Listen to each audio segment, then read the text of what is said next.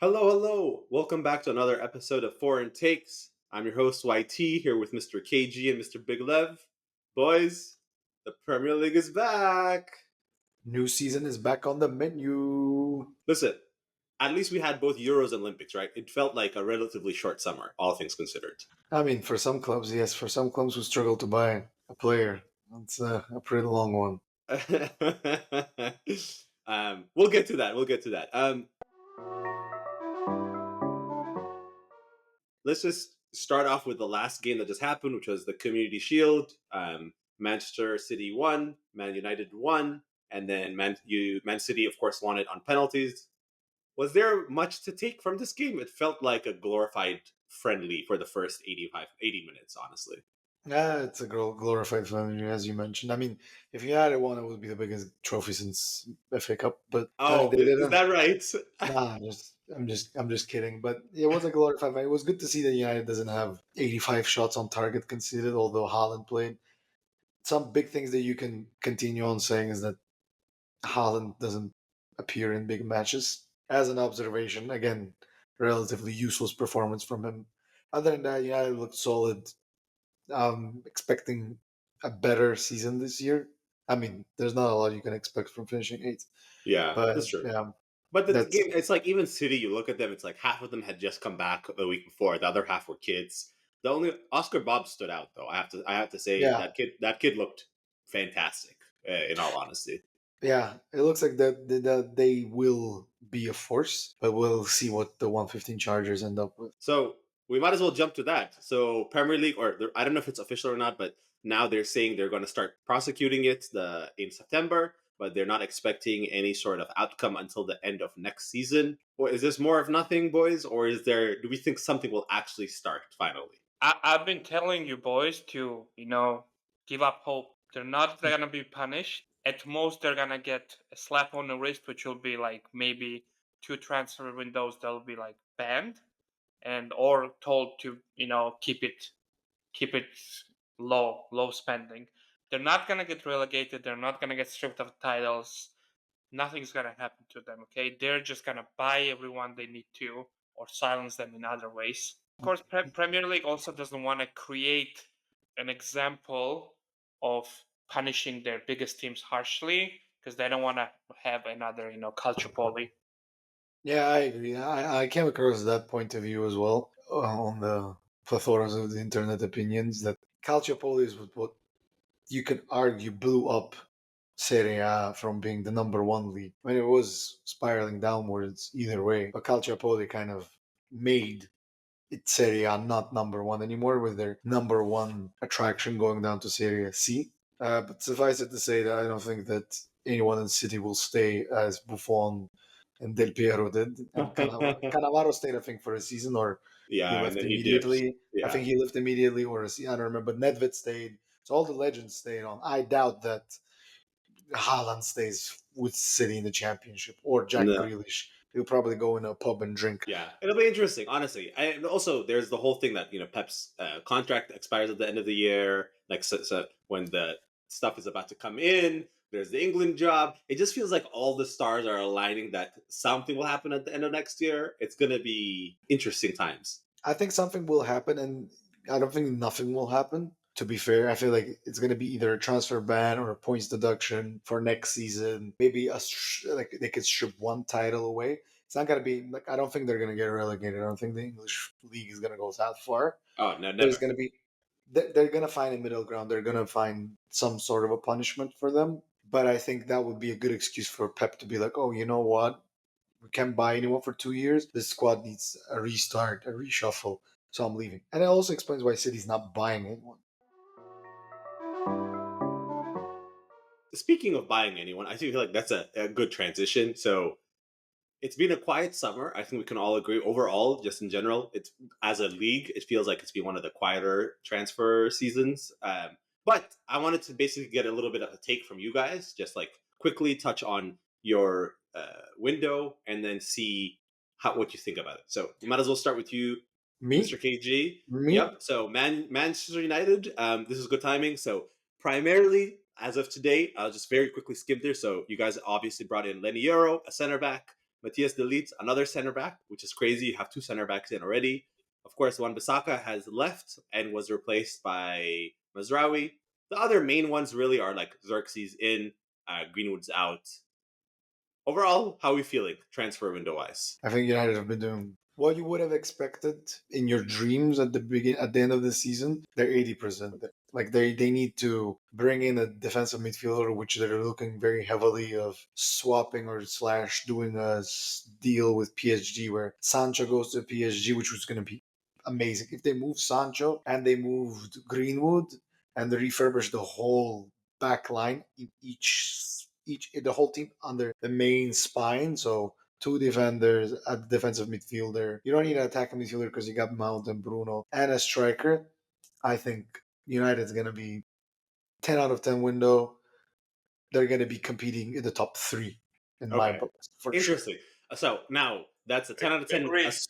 Amazing window for United. Yeah, but a It's question is that's rubbish. you said if they do these extra things, if the window closed right now, tomorrow, give me a letter rating right now. A through 8.5. F. Amazing. 8.5. Letter rating, it would be probably a B plus, hanging on an A minus. Like I would want them to get like if they don't bring in the central defensive midfielder, I would want them to bring in Lindelof more to see more outs rather than ins. But I don't think like from the way Ineos have been operating, and it's been something that United hasn't seen since Fergie left, because the targets were leaked through reputable journalists. They gave three names, and all threes were banged out immediately. And then they don't sit in there and negotiate like Branthwaite at the beginning of the window. They quoted him for 70 million. Yeah, didn't the whole United would pay 70 million. They just didn't. So 8.5. If it ends right now and no, there's no outs. 8.5. If there's some outs, it's 9. If they bring in a defensive midfielder, it's 10 out of 10 out of Interesting. 10 window. That's pretty good. So then, naturally, I have to go to Mr. Big Lev. You're a great, great Liverpool. Of course, brought in a bald fraud. And then the only other really main thing is Fabio Carvalho, who barely made any appearances, has gone to Brentford. Your backup goalie has gone to Betis. And your ever injured Thiago Alcantara is retired. And there's one more. Your center back, Joel Matip, has also left. So Big Lev, how are we feeling about the transfer window so far? How we feeling? I'll tell you Yeah. how we feeling. This is just another year of bullshit and lies brought to you by Fenway Sports Group, okay? And I think Arne Slot is an idiot because he didn't get he didn't get any concrete promises that they would spend money and bring in specific players to him, because he comes out and he goes on this party line. Oh no, squad is so good. I don't think we really need to add in unless we find someone great.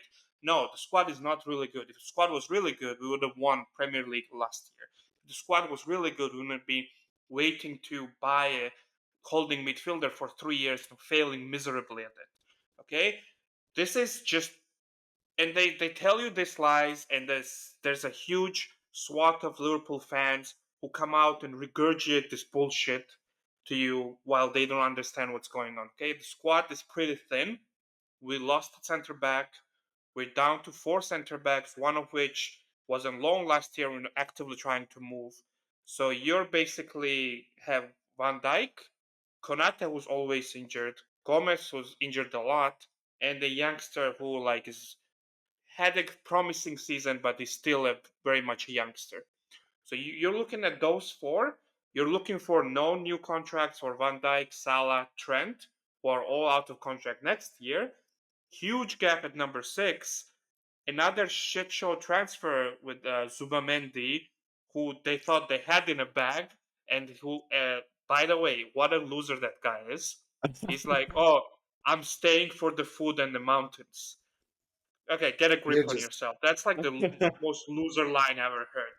If it was like salty. some, yeah, honestly, like, yeah, Salty. I want people to stay at the boyhood clubs, but also like have some ambition.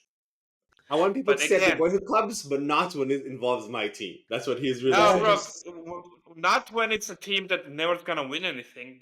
That's like complete lack of ambition. apparently Liverpool fumbled the bag by like they agreed with him and they waited, so he changed his mind. No, you know what it is? I disagree because he did the same thing to Arsenal. He was never going to leave.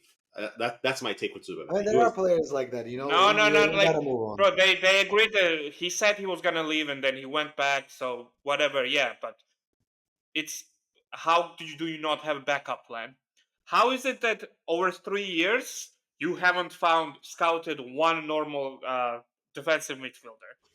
Like this is some insane cop out bullshit that like, oh, we're only gonna be opportunistic. Salah wasn't a first choice, by the way, yeah. because Klopp wanted Julian Brandt. Mane also wasn't the first choice. A lot of our great players weren't fourth choices, and they worked out great. I don't know why this bullshit party line of like, oh, we're only gonna go for our number one choice. So I feel very defeated, and I think they're gonna get fucked.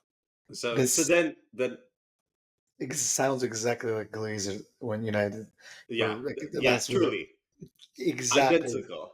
So then Go ahead. Yeah, no, no, go so ahead. then Big Lev, I come back to the same question I asked KG. Give me a rating today for the transfer window. What rating? There was no transfer window. F So minus minus. I don't know. Fucking go directly to jail. That's so your then rating. I guess the question then is like there's still not the end of the transfer window, but there's a lot of work to be done, right, for Liverpool. I think, especially the hole in the six, especially you cannot go the whole season with Endo as your sole six. I think that's the biggest one that people are thinking it's a little crazy to do for a whole season. No, what they're saying now, he's gonna play Graurbe as a holding Oh, midfielder. Because interesting. no, you know what happens? FSG has some couple of journalists that are always kind of regurgitating the same point of view. And the same point of view I've been hearing for since like 2021, which is we're only gonna be opportunistic, we're not gonna overpay, we're only gonna go someone who's gonna improve the squad. We already have a great squad, and then you every year it's the same stupid story. Before American we've been owners, saved, man. we've been saved by a generational manager. I think this year it's gonna all come crashing down. American Oh, owners. that No difference. Hey, sounds Arsenal have exactly. American owners that they're still spending money and being, That's true. I mean, smart. for us, you look at our transfer window. It's like we got rid of Smith Rowe, which sad, homegrown, but it just wasn't working. You know, he needed. Yeah. It just worked for the whole team. We obviously got rid of El Neni, end of this transfer. Basically a bunch of backups and squad players. We brought in obviously Calafiori, which we really needed, but that's pretty much it. When you really think about it, it's like we're probably going to sign Marino, and that's it. It's like our squad. But unlike I feel like Manchester United, we didn't need such a big overhaul. I think that's a big difference, right? I think the only area where Arsenal needed to improve and they didn't improve is a striker. So They Yeah. ideally they should have gotten Ivan Tony or Dominic Solanke. I know Dominic Solanke went for 65 million, which is a crazy amount of like a striker for 30 million who can be off the bench, older, who you can rotate, is like the signing that's the only screening for us. I know, like uh, you're going to be arguing that we scored shit tons of goals.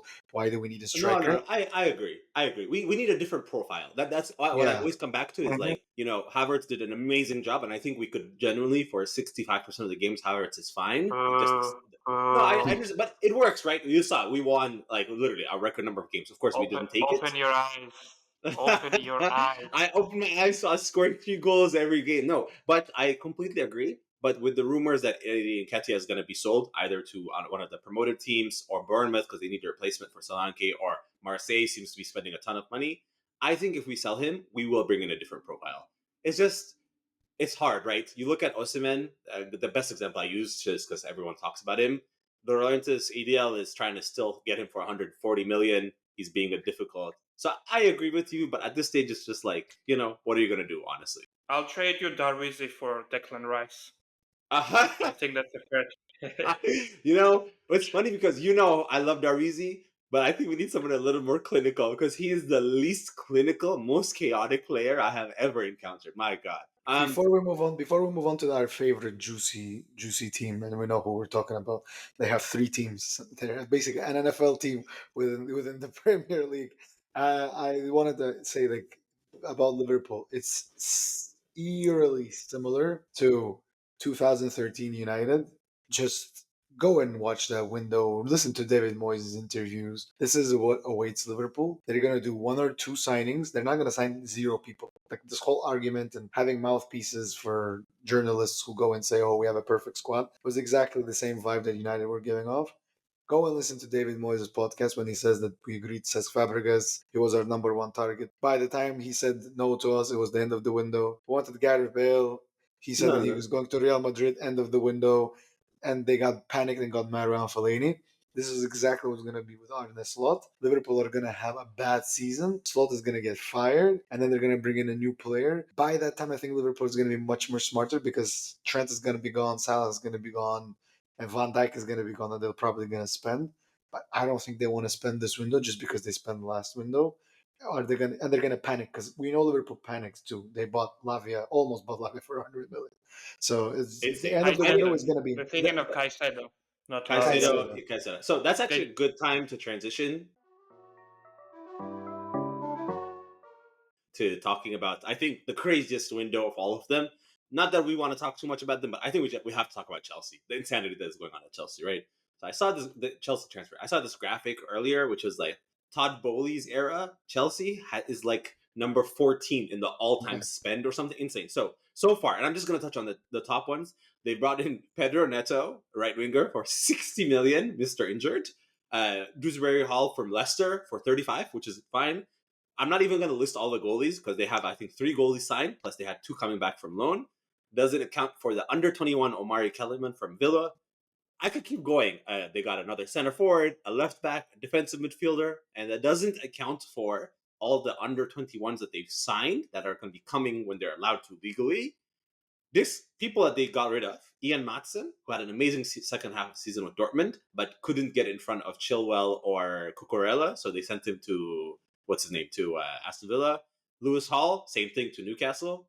I think I looked; they currently have 46 first team players. Let me repeat that: 46 first team players.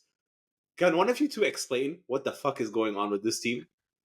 So basically, Todd Bowley thought that you play football by kicking a ball in big sticks.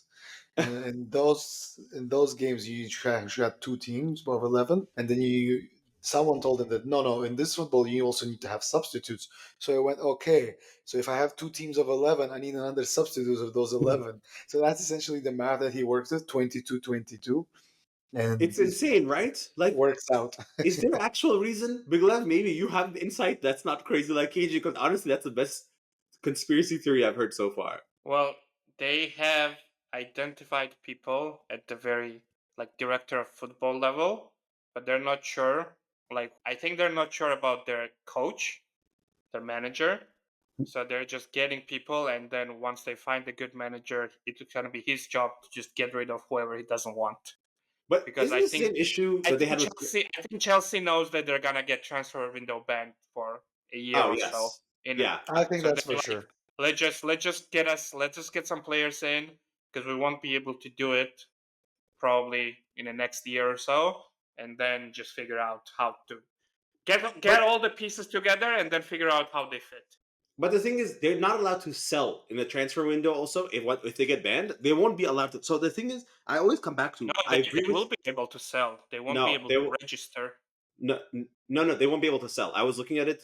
I think they're allowed to send them on loan, but I don't think they're allowed to sell them, which makes sense with the contracts, why they'd give them such a long contract. So even if they go on loan Mm. and come back, but it always comes back down to you'll still end up like you remember with Graham Potter happened last year with Pochettino happened, where they're talking about there weren't even enough seats and space for them. They were like, oh, training was so packed, they would have 10 players on the side because there was literally no way to train. It's going to be the same issue, right? Because Enzo Maresca also has been an assistant. He's only had 1 year of top flight football. It's not like he's an experienced manager. So you have a bunch of inexperienced players with an inexperienced manager, with an inexperienced owner, and inexperienced football directors. Recipe for disaster, in all honesty. I think it's going to go very badly for Chelsea, and I think I agree. They know that some ban is coming, and I think if they're getting a ban, City should definitely also get a ban. As a side note. But Yeah, agreed. But uh, apart from that, I think it's still a stupid decision to buy everyone and see how they fit. Because when they figure out their starting 11 and their subs, let's say they have 46 players, they figured out they're 23. which Mourinho usually says that ideal is that 23 number is to the players that he wants to work with. You then have 20 more players that you need to get rid of. And that is the most easiest negotiation tactic you can have in history of the world. When you go into a club and you go, I want that player, they can go say, okay, 50 million. And you go like, you need to get rid of him. Nobody else is buying him. Here's the 20 and fuck off. And that's the potential. Like they can't negotiate. If it is a team that buys Pedro Neto for 60 million, you will not be able to sell an asset that you bought for, let's say, 30 million for a profit. They won't Yep. be able to do it, especially knowing that it's Todd Bowley. Like great, the Glazers can't do it. United still can't do it, even though they have competent people. They still can't do it because the reputation that you earn is very difficult to get rid of. You'll need 2-3 years to get rid of that reputation. Nah, he's Mr. Private Equity. He's special. Didn't you know? He didn't. He was trying to teach them all, and I think that's probably a good time actually to transition. So I figured we would do a couple Premier League predictions, and then we're gonna revisit them twice in the year. We're gonna do like a mid year check in, and at the end of the year, and we'll continue to touch them. So I want you guys to think about it. I would like your top four. So in order of winner, second, third, fourth. That's essentially Champions League. Relegation, who your bottom three are, and then one outstanding, another hot take, it's like someone you think that will do particularly well or something very different. Mr. KG, I think we should start with you for top four. Just give us your top four as you would think will happen. I don't know who's gonna win it because I don't think City's winning it. Then logically would go Arsenal's gonna win it. You never know. I think if I would have to choose right now, I think Arsenal first, City second, United third, and then for the fourth one, that's a touch. I don't think Liverpool are going to be finishing fourth. I think Liverpool's going to be just outside. I think it's going to be either Villa or Newcastle Oh, fourth. interesting. Okay, Ah, so let's hold on that. Big Lev, your top four, please. Yeah, I'm not sure. I think City will still buy a couple of players. So I'll go City, Arsenal, United, Tottenham. Oh, interesting. So funny interesting. enough, I do mostly agree. So I will explicitly say Arsenal first, City second. I don't think United is going to do as well. I think something they're still too chaotic. I'm actually going to go Spurs a third, and then I'm going to go Liverpool fourth. I think Liverpool is going to be chaotic, but they're going to survive it because I think it's going to be so competitive. I don't think it's going to be like last year. I think the point tallies for a final will be much lower compared to previous years. I think it'll be super competitive. Boy, you're in for a surprise with your prediction. Okay, so Uh-huh. then your relegation candidates, please. So you're not candidates, your bottom three, please. Yeah, KG, I'm gonna go with the usual ones because it's usually at least two teams out of the ones that go up go down, right? agreed. So I'm gonna go with Southampton is gonna go down. I think I don't want to put Ipswich down, but I think they will be just on the periphery of going out. So for now, I'll say Ipswich and Southampton are going to go down. And then I think personally, Nottingham Forest, maybe, because they were on the brink there last season. That's the only team that I can actually highlight that I think is going to go down. I don't think Crystal Palace will go down, but Crystal Palace is also going to be there. Or Brentford. So I think those are out of those five, three will definitely go down. So Oh, if you had interesting. but that's my thinking. So if you had to Okay, put the gun here, Ipswich, Southampton, and Nottingham Forest. okay. I'll go next, and I'll tell you why I go this order. So I agree with you that I think the actually definitive one that will go down, in my opinion, is Leicester City will go down. They lost too many Really? players. It's too chaotic. There's no stability. So I actually think Leicester will finish last, which I know is a hot take, but Leicester finished last. Southampton is going to go down, and I think, sadly to say, Ipswich is going to go down. With in there will be Everton. I think it's going to be those Oh four yeah, fighting for relegation, in my opinion. Big we'll Lev? see. Why Everton? I think Everton's gonna be fine. I'll say Ipswich for sure. I agree with Leicester. I don't think they've really added any quality. And then my third would be Nottingham Forest. Yeah, you think it's third time's the charm, right? They've survived barely Yeah, every they're year. just barely scraped by. Haven't really like added anything. So I think Side it's gonna be note, a weird season. It's gonna be a Agreed. yeah. weird season. Side note, it's we don't take into account any points deduction because if Everton get Yeah. another point deduction, Oh, they're they're definitely toast. Yeah. fucked. But with Sean Dyche, I think they'll survive. Yeah. That's So then, my two yeah, cents. agreed. I think then I would like a hot take. I have one. That's why I'm saying this. So, but in order to wrap up, I think we should do a hot take of the season. This might be a little far. So, Villa, will go super, super far in the Champions League with Emery on the helm and this new younger squad. They might even go as far as to go like semifinals of the Champions League, but they will absolutely get destroyed in the Premier League. So I think it's going to be like one of those outstanding runs in the Champions League. I think it's going to be like one for the ages, but they're going to get destroyed in the Premier League. I completely I don't think they're gonna make it out of the group. Oh, interesting. You don't think Yeah. Emery, Mr. Cup final? Yeah, Yeah, yeah. he's How gonna did make he? it. He's gonna go finish third and go to Europa League where he likes. No, that'd be insane. You can't go do it this year because there's no groups, Oh right? yeah, they did this big pooled thing. Oh, It's gonna be how do we feel about that? I forgot about that. It's No. disaster, right? This is like the same Euros thing that they did with the third place points. It's yeah. just why fuck with perfection, right? In all honesty, It's gonna be a shit show. It's gonna be boring the first year. People are gonna cry, and then they're maybe gonna bring it back. So I don't know if the Aston Villa's gonna go that far as to go to a semifinal with 8 games away, 8 games at home, all of that. I think we don't know. My hot take is it's not really a hot take. My hot take is that people are like praising West Ham right now for all the deals they've done. Another window that people say they won. I think West Ham are going to be boring to watch with all the transfers, and I think they're going to be boring to watch because it's Lopetegui, and they're going to have a decent season, but they're not going to. People are going to be saying that they're underachieving. And another thing, another hot take that I have is I think Slot is going to get fired. I mean, that's just it's just similar to what David Moyes was experiencing. I think they'll wait till the end of the season. They're going to be the thing is now fifth. You can get a spot. I think Liverpool's going to be closer to fifth, but I think he can get fired. And Ten interesting. Hag can get fired too. So, Yeah, that's true. well, I think there'll be a lot of firings this year. yeah, Speaking of the West Ham pit, I do tend to agree with you because they brought in a lot of they brought in a lot of players, both experience and inexperience. Obviously, Kilman, Somerville, Fulgray, Fulkrug. Guilherme, Wan-Bissaka. I think they're all good, but I don't know if they're difference makers. Yeah. That thing that will make the big difference. Yeah, I agree. And As far as Lopetegui's football is very boring, very That's why boring. they got Wan-Bissaka. And Fulkrug is not that type of striker that will get you goals and you can defend. So I don't think they're like people are raving about West Ham right now. I'm saying that they're not going to be. They're going to be top bottom of the top 10, Interesting. if not So 11th. Yeah. I have a question for Big Lev actually. So Mm. I'm gonna give you a memory from last year because we have to bring it up. We haven't talked about it yet. VAR and the refs. Do we think there will be as big a fuck up as that Liverpool Spurs fuck up from last year, this season, or have we learned our lesson? No, it's gonna be because instead of learning the lessons, FA resorted to gaslighting, blaming not the people who run the technology, but the technology itself. Used Gary Neville and Jamie Carragher to perpetuate this gaslighting and I'm shield not like going. some of the worst referees on Euros were the English referees. Hmm. So I don't think anything has been done to change that, and we're still gonna see a lot of fuck ups. Yeah, I tend to agree with you, but at least we're back, boys. Right? It feels good to know that we're gonna have something consistent to watch from now till next May or whenever the freaking season ends. It feels good. We're finally back at it. Yes. Finally back Yeah, again. it feels good Disappointed. for you. You're like competing. I go into this season with basically no expectations.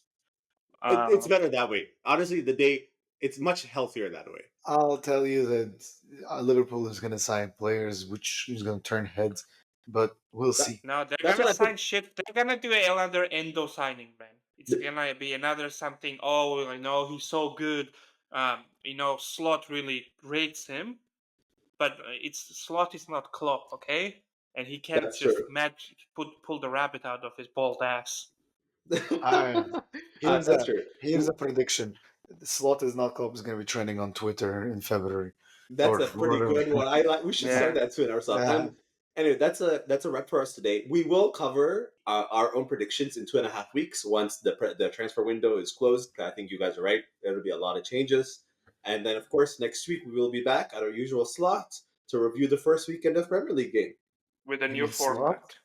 with a new That's not a format. club. Not a club. Have a Yeah. good day. Peace. Goodbye.